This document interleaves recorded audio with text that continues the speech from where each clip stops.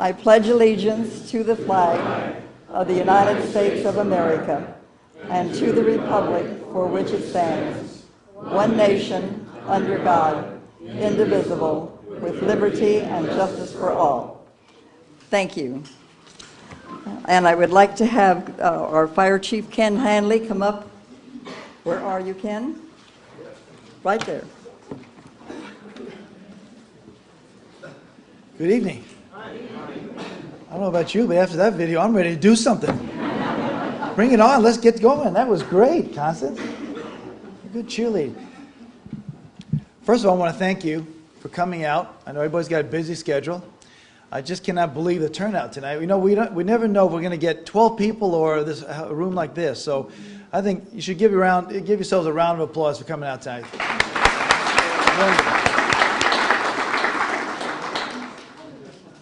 This is the type of audience that fire chiefs just love to talk to.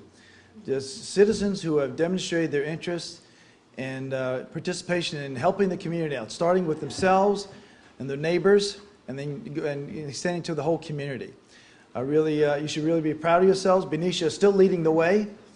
In the last year, there's other communities such as Fairfield, Vacaville, and Vallejo have started their programs with the help of Benicia Burt Support Group and my staff. They're on their way now, and Benicia is still leading the way, so congratulations. This is the example of where this is the future of disaster response in this country right here. You all know what happened to Katrina. That was a wake-up call. The staff, we've got some great staff in the city, but we're not going to be able to handle all the calls in disaster. We can rely on people like you to help yourselves in the neighborhood to make an effective response. And I think it's a real testament to this community that we have that. Also like to thank the Benicia Support Group, Art and Jean and Marion and Constance for putting this on. Let's give them a round of applause. They did a great job.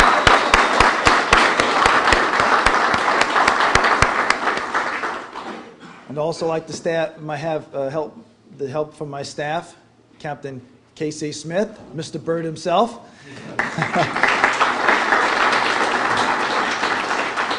Next to him, Deputy Chief Gene Gant.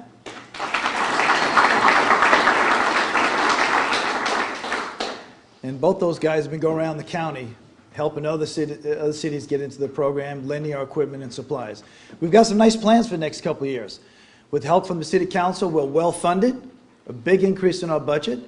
So we're able to put on enough classes. In about 2 years, we're predicting about 500 members in Burt. We just got a grant, $7,500 from through the county this year, and I'm told there's a lot more money coming next year. And because of you guys, Benicia will be first in line for a big chunk of that. Because you know what? We got our program. We got our act together here. So thank you. And as we expand and continue to grow and expand, we got to remember, and one of our objectives coming year is to don't forget about the basics. As we prepare for class number 15 and 20 and 25, let's don't forget about class 1 and 2 and 3. We got to make sure that we stick to the basics and we cover the basics and continue to be involved and participating in the program. So, and that's going to be the challenge. It's easy to do after we have a large disaster somewhere. We get a lot of interest. But in between, that's where we need to keep interest and participation. So I would urge you to do that. And that's part of our goal is to continue working at the basics and make sure people are trained and active in the program. And you've demonstrated this tonight by showing up. So I want to again thank you on behalf of the City Council and the Mayor for this participation. It's very impressive. And I hope you have a great muster, get a lot of it out tonight. And again, thank you for your participation. Good evening. Thank you, Chief. And I'd like to also acknowledge the council people that are here. I know Elizabeth Patterson. Would you stand up, please? You're Mayor-elect.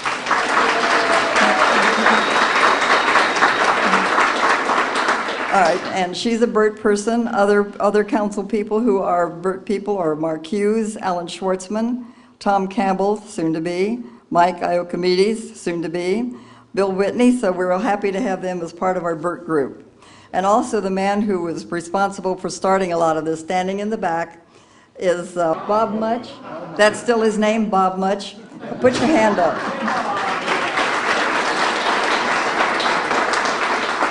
And I wrote it down too, Bob.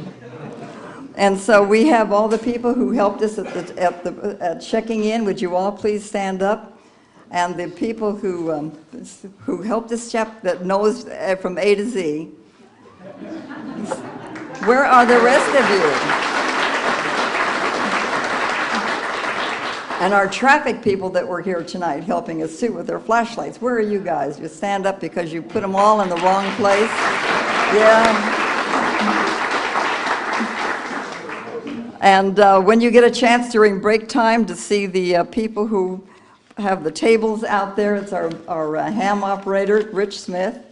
Rich, stand up. You can't just sit. Rich Smith. And we had Leslie Kwasnicka with the Red Cross. Where are you? Back? Oh, she's back there. Okay. And the Benicia, the police, the volunteer police. Where are you? What? Doc and Jay. They're back there in their white uniforms. And volunteer, the neighborhood watch. Where are you, Lance Dupuis? It's almost over, folks, so hold on. And let me see, amateur radio, volunteer police, what? Bernadette Jones? Oh, Tom with the Benicia volunteer fire. And Bernadette Jones, she has the easy disaster kits. If you don't want to put them together yourself, she's got a great selection. Where are you, Bernadette? Okay, back there. All right, thank you. All right, what we're going to have now is Dr. Constance Butel. She is going to be giving us, telling you what we're going to be doing for this coming year, which is entirely different from what we've been doing. She doesn't like things to stay the same. And I know we're all happy for that, too. So, Dr. Constance Butel.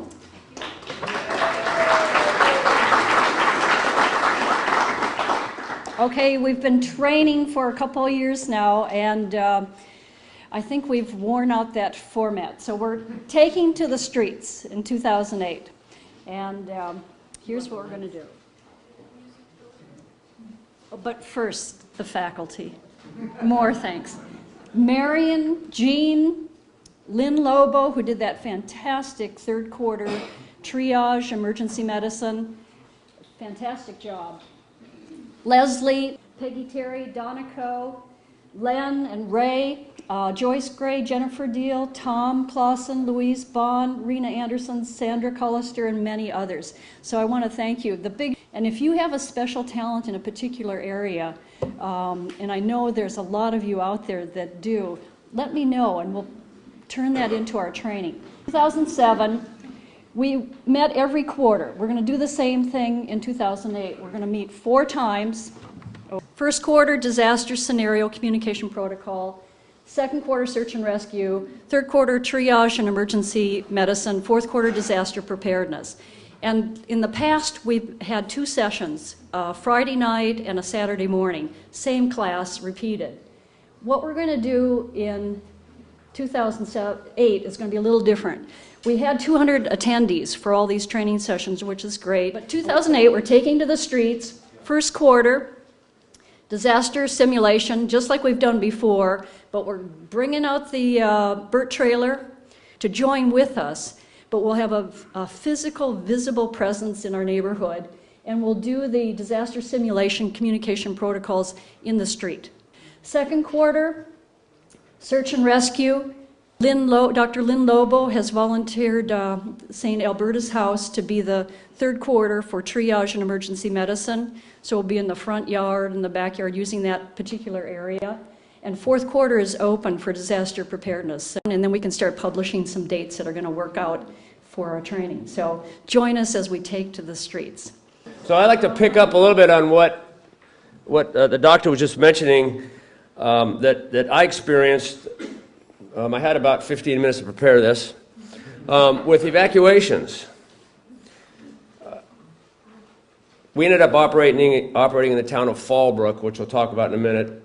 40,000 people roughly, totally evacuated. By the time we got there, a ghost town. estimated that 300,000 to 340,000 people were evacuated in San Diego County. And they all had to go somewhere. And the thought just came to me as I was standing back here. In Benicia, if there was any sort of evacuation, I think we have to think also that a neighboring community might be evacuating at the same time. And compounding and confounding the roads. Southern California, many of the communities have pre-designated county, area-wide relocation centers. And so that's already in play down there. Very smooth, didn't see any problem with people getting out. Lots of problem with people getting in. So Gene's showing some slides here, and I'm going to, that wasn't the result of the Benicia Fire Department's cooperation. We had a number of those instances. Blowing fire across the street, and these fires spread not so much by the direct energy pulse, flaming ball of fire coming across the desert at 50 miles an hour, they spread by the embers. And that's how the fire transmits from house to house. But this is what ends up happening. This is at Qualcomm Stadium. They started off trying to just people in the parking lot and in the ante areas, because remember they were going to play football on Sunday, and this was the previous Monday or Tuesday. And they ended up playing football on Sunday. About 80,000 people went to Qualcomm. They were evacuating people all the way to toward Las Vegas. That's the Halloween house, not an uncommon sight. And just a little overview, our involvement in this as a strike team of engines from Solano County. And we mentioned this in the Burt class, that quite often in that 24 to 72 hour window, if you're a Burt team working out on the west side of town, the first fire engine you might see is from Los Angeles County or Madera County. And I can tell you that our original assignment going to this fire was to go first to a staging area in Chino, and about 2 hours into the drive down 5, we got diverted by telephone to the fire in Ramona, which became the Witch Fire. And as we're driving down, we're into the LA basin, we'll go across 215 and south on 15 below Temecula, and we're getting ready to head east at not Ensenada,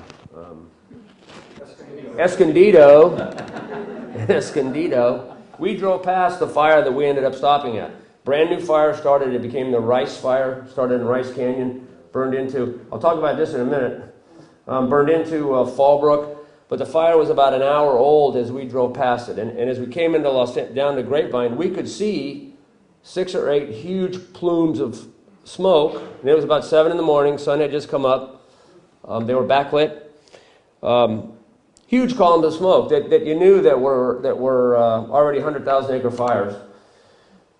And you keep thinking, we're going to that one, no, we're going to that one, and we're going to that one. And you try to keep the driver's eyes focused on the road and not want to look at the fires as we're driving by them. And people are driving by, you pointing, and yes, thank you for the help. Well, as we're driving down I-15, this fire had just erupted in Rice Canyon, and took about 45 minutes or so for it to come out of the canyon and down canyon into a little community called Rainbow, which is just along the highway just outside of Fallbrook, and houses were burning down. And we can tell that because the smoke's changing.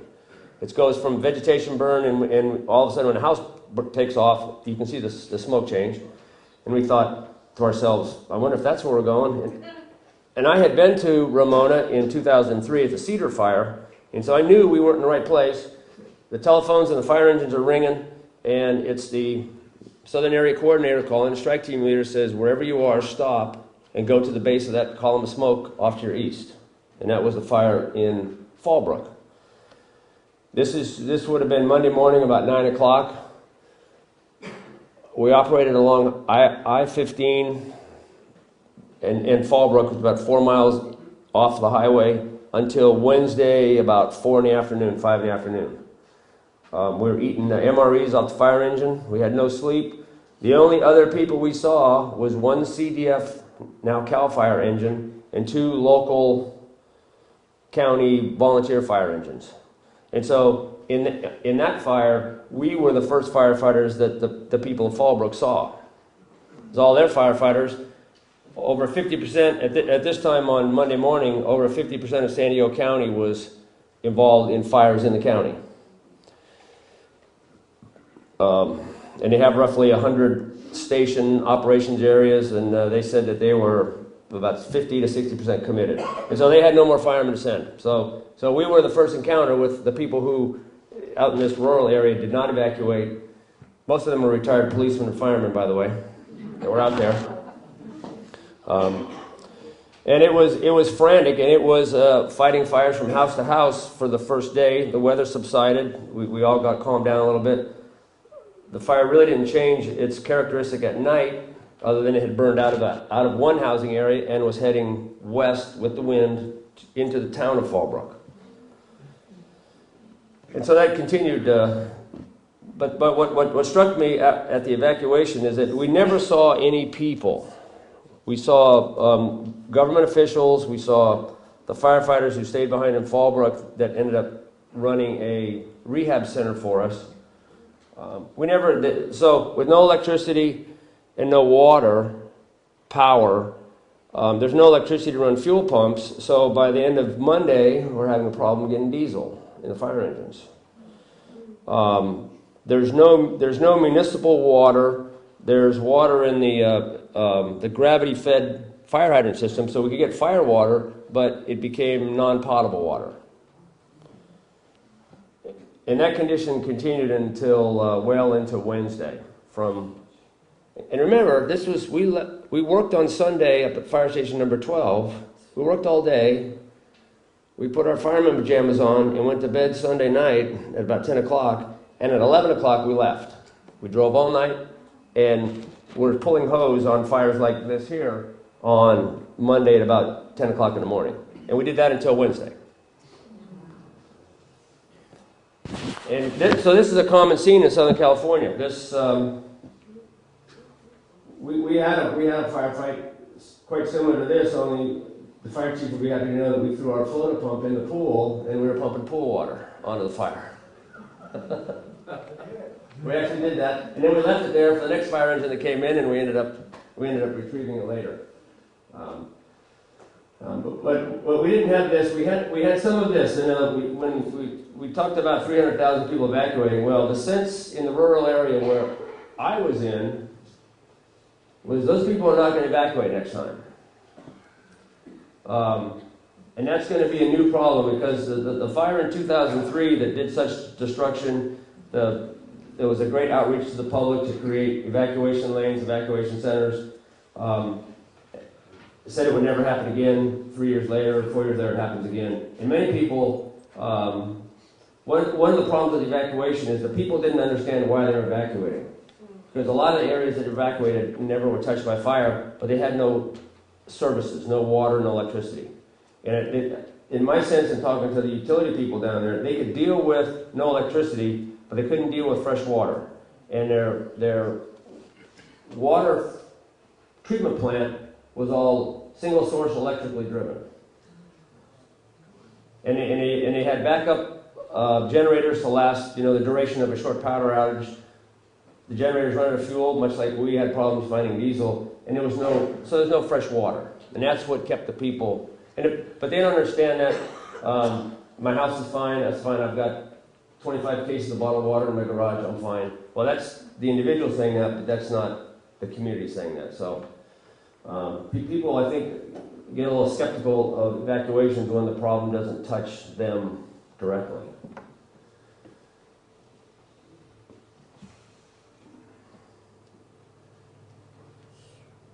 The wind blows in your face constantly. It is the weather pattern is in place for these events these fires that take place.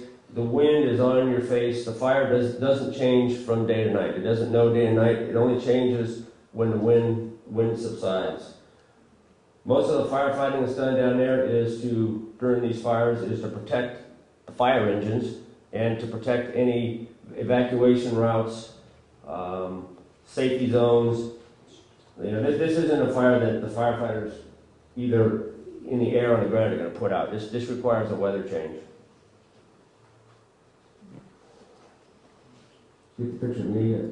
No, I haven't. Couldn't find anything online of you, Joe. Yeah, when we came Talk about our over the striking. grapevine down into the San Fernando Valley there, it's just sun up at that time, about 5 in the morning. We could see 4 or 5 views just exactly like this off in the horizon. We could see the smoke from, as we're going down 5 west, we could see the remnants of the Malibu fire. We could see the fire on 126. We could see the fire in Ramona. We could see the fire at Lake Castaic. They may ask you, is my house going to be here when I come back? We get asked that question quite a bit. And in 2003, I got real good at saying, this whole neighborhood is going to be gone in 4 hours. And so it's time to go. In this environment, in the burn environment, I think that those times may come someday, in an earthquake or in some other disaster, where as we put some reality to the whole program, if we're trying to aid evacuation of people out of a neighborhood, they may say, what's it going to look like when I come back? And you have to be frank with them, you have to be honest with them. We have found that if we say to them, everything's going to be fine, ma'am, they go away, the house burns, because they're watching TV, they're watching the thing we see now is live webcams and people who can stream video live on their PDAs. The people in the evacuation centers know more about the fire than we do. We're not going to find out until 8 hours later when we get back and everybody briefs and the guys drive their pickup trucks down off the hill and all that jazz. The people in the evacuation centers know exactly what's going on. And quite often there's cameras in all the neighborhoods, and I've talked to people who said, I can see my house burn down on TV. So it kind of gets in your head a little bit. It's an emotional deal if we really buy into the fact that, we're providing a level of relief, a level of comfort, a level of security to people. We do this, and the public should know that the fire department does this every year. We deployed to Southern California 4 times this year. We do this every year. And I think it goes unnoticed in the town a lot. I really do. Captain Smith's been to Southern California. I've been there a number of times. And we are ready to go. And like this thing here happened, 11 o'clock, you get a phone call, get your fire engine and drive south for 6 hours. Okay? So it speaks to the mobilization. So the BERT teams, as you mobilize when need be, it kind of needs to be, coordinated and rapid, and that's what makes the thing work. And that's all I have.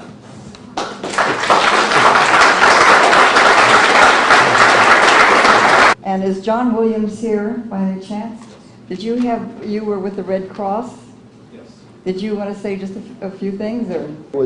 I'm with a volunteer with the Red Cross. I see Bob's over here. Saw him down there. With the Red Cross, we're on the disaster team, and we're supposed to be ready to go at a moment's notice. I got a call at 1:30 Tuesday afternoon. At 11 a.m. I was in San Diego on the ground at the airport. Saw a sea of red and white, which was Red Cross volunteers. Bob, you can attest to the number of volunteers that responded very quickly. I was assigned to 2 functions. One was sheltering. I was at a high school in Mira Mesa, and at one time they were sheltering just under 2,000 people on the high school grounds, including people's animals. It was kind of a very dynamic, constantly changing situation. That those numbers dwindled rather quickly because many people were evacuated but were allowed to return home because their neighborhoods were spared. But for safety's sake, large numbers of people were evacuated for their own safety, and maybe the need for shelter was very brief. My secondary assignment was at a church in Ramona. In conjunction with the Southern Baptist Convention, they set up a mobile kitchen for feeding. The Southern Baptist Convention at that site was cooking about 3,400 lunches and 3,200 dinners daily. They would cook it.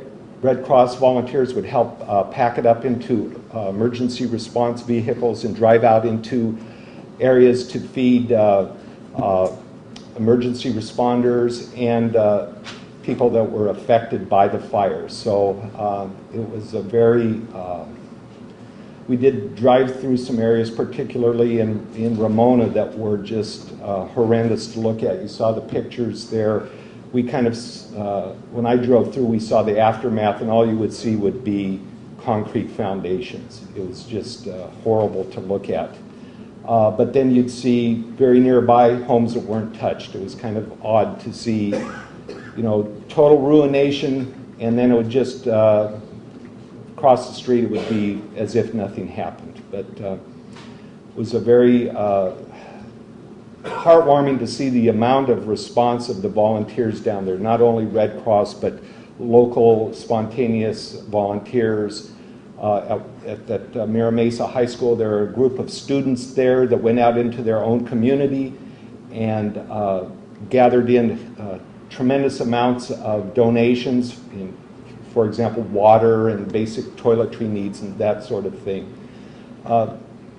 It was just heartwarming to see the number of volunteers down there. Anyway, I was happy to be able to help out any way I could.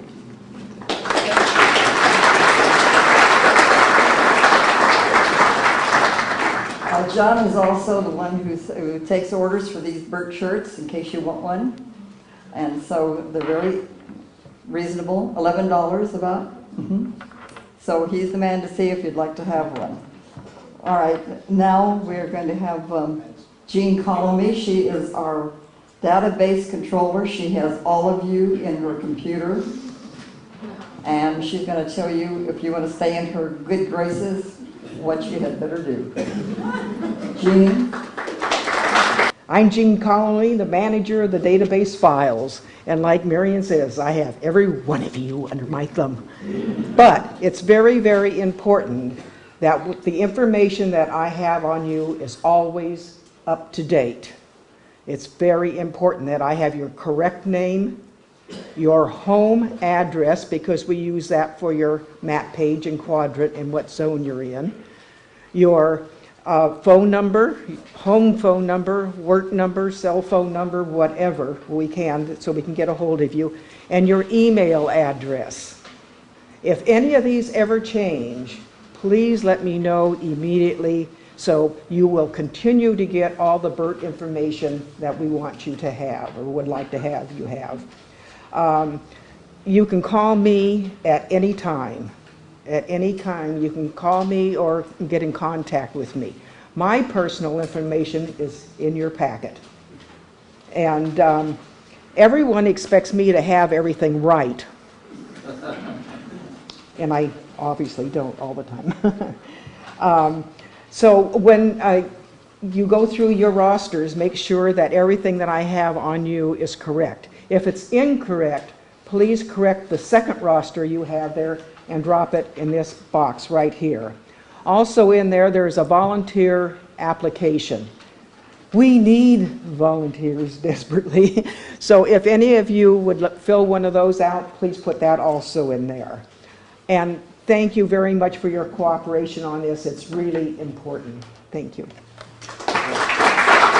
So if you get married, divorced, or if you die, let her know. Now our last speaker just before the break is Art Mayoff. He's our ham radio guru. And a lot of us, how many in here have their ham radio licenses? Look at this. Look, look, look. Because cell phones go out and your regular phones go out, but our radios, unless our batteries go, we're good. Thank you, Marion. I'm amazed at how many ham operators we have here. The Yahoo forum. If you're not already on the Yahoo forum, please get onto the Yahoo forum. It's the most effective way and quickest way for us to keep you appraised of what's going on. The Yahoo forum address is in the newsletter that was delivered to your door about a week and a half ago. I've been asked to speak about where Burt is heading in 2008 and some of the goals and objectives that we have set. And it echoes Constance's statement of taking it back to the streets. What you're going to see the Benicia Fire Department be involved in BERT in 2008 is continuing to assist you to prepare yourselves, your homes, and your neighbors in your little corner of the world for this disaster that they all say is eventually coming. We're going to help you in organizing your teams and assisting you in organizing your neighbors. And what do I mean by that? Well, you're going to see the Benicia Fire Department in some scheduled trainings in your neighborhoods. And we're going to walk through your neighborhoods with you and assist you in pre-planning. And our goal for 2008 is to help you tie up your neighborhoods and your teams in a nice little box. We're going to help you establish neighborhood casualty collection points. We're going to help you establish target hazards. We're going to walk through with different types of drills in your neighborhoods and assist you to prepare. Now, what does that mean for you as BERT members? Some of you are going to be directly affected in the neighborhoods that we're in. Others, we're going to invite as spectators to take that information to your own neighborhoods. So we're bringing it back to the core. We're bringing it back to those core concepts that we initially trained you in. But we want to emphasize in 08 the importance of organization. We want to empower you with the skills necessary that when this disaster strikes, that you're able to organize effectively within BERT members, but take untrained bystanders and get them to augment the training that you've had to take care of the problems that you face. Now, how does that get tied into a nice little picture? It gets tied together with BERT members working with BERT members. It gets tied together with BERT members working with untrained folks. It gets tied together with BERT members working with HAMs to get information back to our Emergency Operations Center so that the policymakers and the decision makers, Chief Hanley, Chief Gant, the council, can make decisions which direct and impact all of us in this town. Like Captain Thurin said, and you've heard me speak about in your BERT classes, the first fire engine that you may see come into your neighborhood 3 days after this type of disaster may be one that says Los Angeles County on it. And again, you've heard me paint the picture. Who gets more help? The 200 people in that neighborhood frantically running to that fire engine, or the one person walking up with a BERT vest and a clipboard saying, "Hi, I'm the team captain from Team 34B. Here's what we've got. What can I do for you?" That's our goal for 08. To take it back to the streets, to take it back to your neighborhoods, to take it back to these teams that we've designed and get you ready in an organizational fashion. We've got you ready on a skills fashion, but get you ready in an organizational fashion to do what we're asking you to do. So, here's what I ask you tonight. When you hear of these trainings and they're in your neighborhood and you're able to participate, please do so. If they're in surrounding neighborhoods but indirectly impact you, show up as a volunteer, show up as a bystander, and take information back. So when we come back in 2009 and we say, hey, how'd we do in 08? We're going to be able to look at those core concepts that we passed on to you and continue to build this program. Very recently, we sent out a survey. It's been 5 years in this program. We wanted to see how we were doing. Real quickly, we got a 34% response rate. As far as surveys going, when we talk to survey folks, that's not bad. Can we always do better? You bet, but 34% isn't bad. One of the things that is glaring that Dr. Butell and myself are going to be working on in 08 is continuing to build your knowledge and preparedness. It was scattered across the board as far as folks that have families which are prepared and people that obviously need some assistance. We saw some of our shortcomings in the BERT program, and we saw some things that we can pat ourselves on the back on. We're going to be getting that to Art in a concise form. You'll see it on the Yahoo site. But what it has told us is right now we have just shy of 300 BERT members in town throughout the city. And we're more prepared than a lot of other cities our size. Why? Because again, folks like you sitting in this audience. So, participation is key. If you're able to show up to one of our quarterly trainings, if you're able to show up to a fire department sponsored training, please make the time to do so. There's a lot of people in here that put a lot of effort into this program. And the support group was recognized tonight, and they are huge in assisting me and Chief Gant in pulling off this program. We couldn't do a quarter of the things that we attempt to do without their help.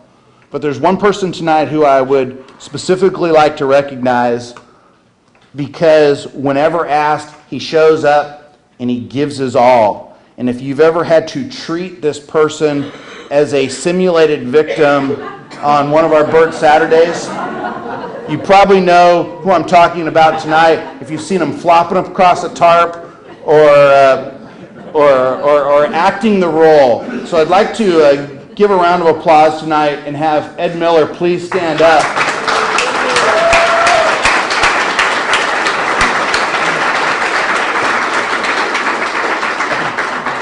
Ed is one of those guys, and very recently I was at the Saturday training, and it was just getting started, and I felt so bad for the first group that was coming through Moulage, because I go, oh, Ed's on today, and he is fired up and ready to go, and flopping across that tarp he went, and Ed, you're priceless. So, thank you. So, the theme for 08, taking it back to the streets. You're going to see us in your neighborhood. You're going to see us bring a level of realism that you haven't seen in the program yet. For continuing education, we're taking out of the classroom, back to the street. So, we look forward to seeing you next year. Chief Gant's got a few things to say. How many people here have been sworn in as disaster service workers? Put your hands up. So those of you that have not are going, what is he talking about? Disaster service worker is a registration through the Office of Emergency Services here in California. I have the forms here, and what I'm going to ask is if you have not filled out a disaster service worker form and been sworn in as a disaster service worker, we want you to do that before you leave tonight. What this does is if you're initiated as a BERT member and you get injured or a problem happens, you're registered with the state, and they'll cover you for medical care and workman's compensation and that sort of stuff. We think it's very, very important. Plus, it gives you an opportunity under your new, if you look at your new name tags and your badges, on the back it talks about being a disaster service worker. So what I'm going to ask is, if you haven't done it yet, fill the form out. What we will do is we will meet in the room over there, and I will swear you in. I'm a deputy city clerk. That's one more stripe I've got on my arm now, and I can actually swear at you legally. So we will go about doing that. A couple other things that's up at the fire department that we didn't get a chance to talk about. We were very fortunate. Ron in the back, Ron, raise your hand here, one of our BERT members, has secured a grant with the California Earthquake Authority. It's been 2 years in the process, and as of yesterday, I think we got the okay to go on with this. And we're going to be looking for volunteers to help us with this program. It's going to be an 18-month program. They're excited about it. They want to make this a pilot program throughout the state of California. What the program is going to do is we're going to be passing out information we're going to be sending information on how to prepare yourself. We're going to be offering people the opportunity to invite us into your homes to do earthquake safety for their homes and that sort of stuff. So as the program comes about, that information will be out and available to you as BERT members, and we'll be looking for some help. And another thing I thought the fire chief might have mentioned before when he got up here, but he didn't.